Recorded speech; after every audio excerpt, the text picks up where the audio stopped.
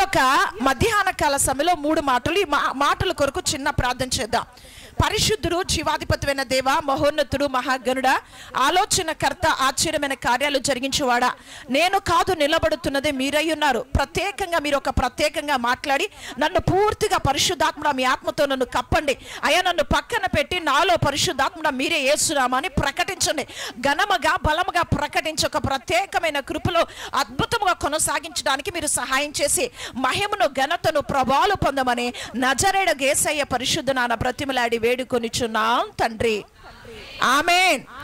మొదటి మాట దగ్గరికి వద్దాం. ద్వితీయోపదేశ కాండం 28వ అధ్యాయము అప్పు ఇచ్చువానిగా చేదును అనే మాట చదువునానా?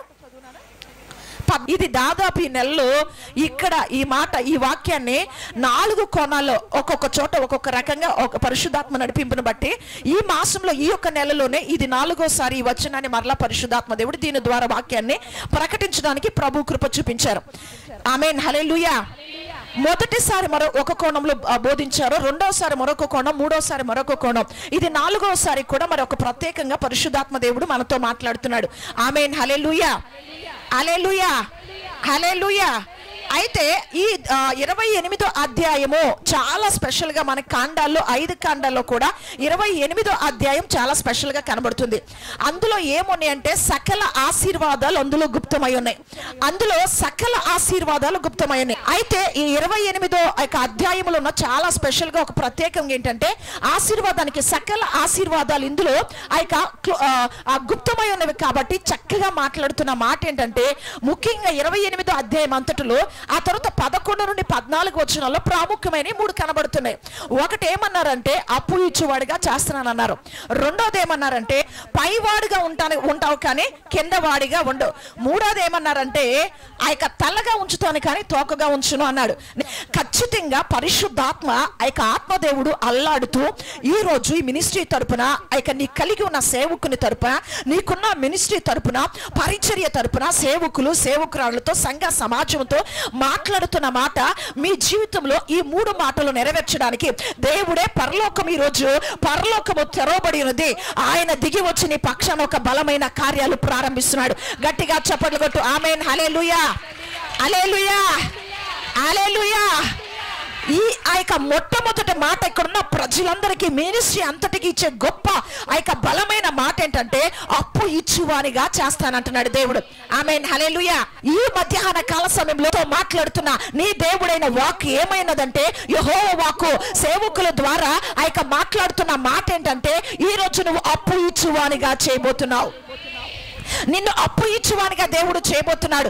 అప్పు పుచ్చుకునే వానిగా చేయడానికి ఆయన ఎక్కడా కూడా ఆయనకి ఆలోచించట్లా. నిన్ను అప్పుల కాడి కింద ఉంచడానికి ఏ మాత్రమో కూడా ఆయన ఆయనకి ఇష్టపడట్లా. ఈ మధ్యాహ్న కాల సమయంలో నీ కొరకు పరలోకం తెరవబడింది. గట్టిగా చెప్పు, నీ కొరకు పరలోకం తెరవబడింది. ఆమేన్, హల్లెలూయా, హల్లెలూయా, హల్లెలూయా, హల్లెలూయా, హల్లెలూయా. పరలోకం ఎప్పుడు తెరవబడుతుందంటే పరిశుద్ధాత్మ దేవుడు ఎప్పుడు సంచారం జరిగించి, పరిశుద్ధాత్మ దేవుడు ఎప్పుడు మన మధ్యలో మన తలల పైన దేవుని ఆత్మ ఎప్పుడు కుమ్మరించబడుతూ దేవుని ఆత్మతో మనం తాకబడుతూ ఉంటే అప్పుడు ప్రతి క్షణము మన కొరకు పరలోకం తెరవబడుతుంది. ఆమేన్, హల్లెలూయా. ఏం చేస్తున్నాడు తెలుసా? ఈరోజు నిన్ను అప్పు ఇచ్చువానిగా చేస్తున్నాడు, అప్పు పుచ్చుకునే దానిలాగా చేయట్లా. ఇక్కడున్న ప్రతి ఒక్కరం ఎందుకు ఆ క్రియ మనకు అవసరమైంది, ఆ ఆశీర్వాదం మనకు అవసరమైందని ఆలోచిస్తే దేవుడు మన స్థితి గతిని దేవుడు చూస్తున్నాడు. దేవుడు మన స్థితిగతులను చూస్తున్నాడు. ఆయన ఏం చేస్తున్నాడంటే మొట్టమొదటిగా నీకు ఎన్నో వ్యాధులు ఉన్నాయి, ఎన్నో సమస్యలు ఉన్నాయి, ఎన్నో కుటుంబంలో ఆర్థికమైన పరిస్థితులు ఉన్నాయి, మానసికమైన ఒత్తిళ్ళు ఉన్నాయి. నీ ఈ రోజు మొట్టమొదటిగా వ్యాధుల జోలికి రావట్లా దేవుడు. వింటున్నారా? అంటే రోగుల్ని విడిచిపెట్టమని కాదు, నీ శరీరంలో నీ కుటుంబంలో ఎన్నో సమస్యలు ఉన్నాయి. కానీ మొట్టమొదటిగా ఏ సమస్య పక్షాన కదులుతున్నాడంటే ఇదిగో నిన్ను అప్పు ఆ యొక్క భయంకరమైన ఆ రుణం కింద నువ్వు ఉండిపోయావు, అప్పు కింద నువ్వు ఉండిపోయావు. ఇక అప్పులు నీ మీద ఉండకూడదు, ఆ అప్పు అనే దయ్యం నీ మీద ఉండకూడదు, అప్పు అనే దురాత్మ నీ మీద ఉండకూడదు, ఆ తర్వాత అప్పు అనే కాడి క్రింద నువ్వు ఉండకూడదు. ఉండకూడదు. ప్రియ సంఘమా, మినిస్ట్రీ కానీ ఇక్కడున్న పిలుపులు కానీ అందరి మీద ఒక బలమైన పిలుపులు ఉన్నాయి.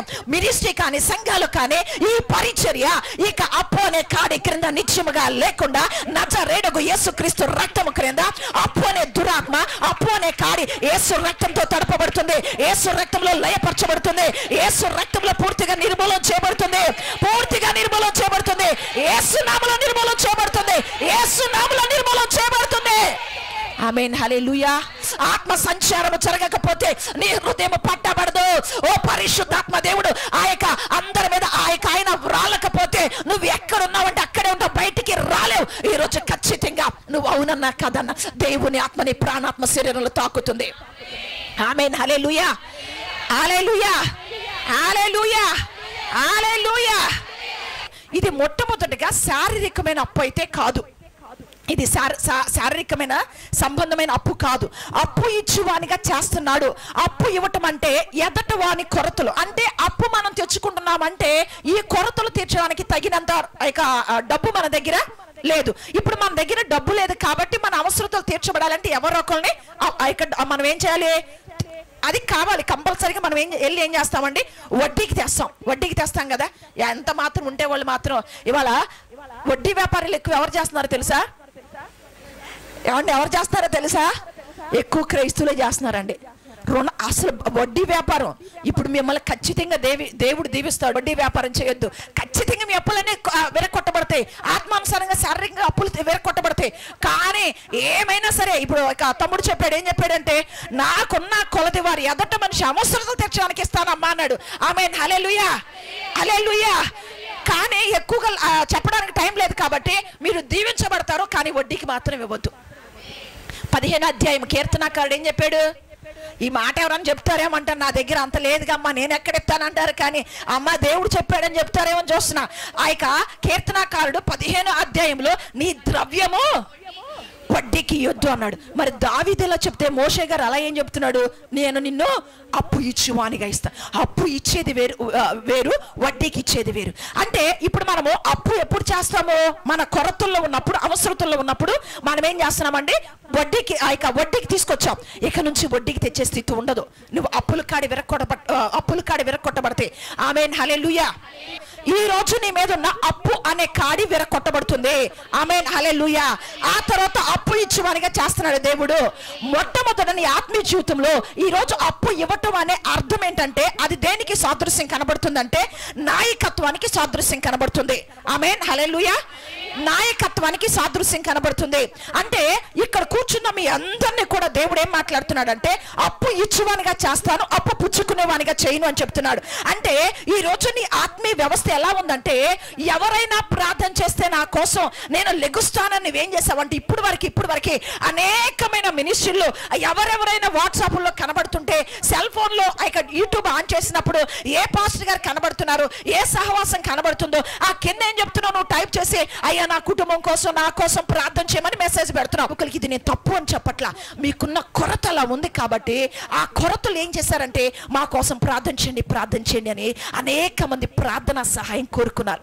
ఈ రోజు అంటున్నాడు పరిశుద్ధాత్మ దేవుడు కదులుతూ యేసుక్రీస్తు నీ జీవన శైలిని, నీ కుటుంబ వ్యవస్థని ఆయన చూస్తున్నాడు. ఈ రోజు చూసేమన్నాడంటే ఇప్పుడు వరకు అనేక మంది ప్రార్థన సహాయం కోసం వెతికావు కానీ ఇదిగో ఇప్పుడు ఆ ప్రార్థనని ఆత్మీయుతున్న కొరతలన్నీ నేను తీరుస్తున్నానని ప్రభు మాట్లాడుతున్నాడు. ఆమేన్, హల్లెలూయా, హల్లెలూయా, హల్లెలూయా. ఆత్మలో ఉన్న కొరతలు తీర్చబడుతున్నాయి. ఈ రోజు ఆత్మలో కొరతలు తీర్చబడితే గానీ నువ్వు అప్పు ఇచ్చేవానిగా మారుతావు. ఈ రోజు నువ్వు ఆత్మలో అప్పు ఇస్తే గనక శారీరకమైన అప్పులు పూర్తిగా నీ కాళ్ళ క్రింద ప్రతి అప్పుల కాడి చేతిగా త్రొక్కబడబోతుంది. ఆమేన్, హల్లెలూయా, హల్లెలూయా, హల్లెలూయా. ఈ రోజు మొట్టమొదటిగా ఆత్మలో నువ్వు ఖచ్చితంగా నిలబడితే ఆత్మానుసారంగా మనం ఖచ్చితంగా ఈ రోజు ఆయన కట్టడానికి సంఘాన్ని ఈ స్త్రీలు పురుషులు కుటుంబాల మొత్తాన్ని కూడా ప్రతి పిలుపును కూడా దేవుడు ఏం చేస్తున్నాడో తెలుసా? ఆయన సరి చేయబోతున్నాడు. ఆయన చేతుల్లోకి తీసుకున్నాడు, ఆయన స్వాధీనంలోకి తీసుకున్నాడు, ఆయన పరిధిలోకి తీసుకున్నాడు. ఆయన చక్కగా నిన్నేం చేస్తున్నాడు తెలుసా? ఇప్పుడు వరకు ఈ రోజు చెప్పే మాట నిన్ను నేను శిక్షించట్లేదు, ప్రేమించి సరి చేస్తున్నా, నీ యొక్క పరిస్థితి ఏంటో నీకు అర్థం చేస్తున్నానని దేవుడు ఖచ్చితంగా మనతో మాట్లాడుతున్నాడు. ఆమేన్, హల్లెలూయా.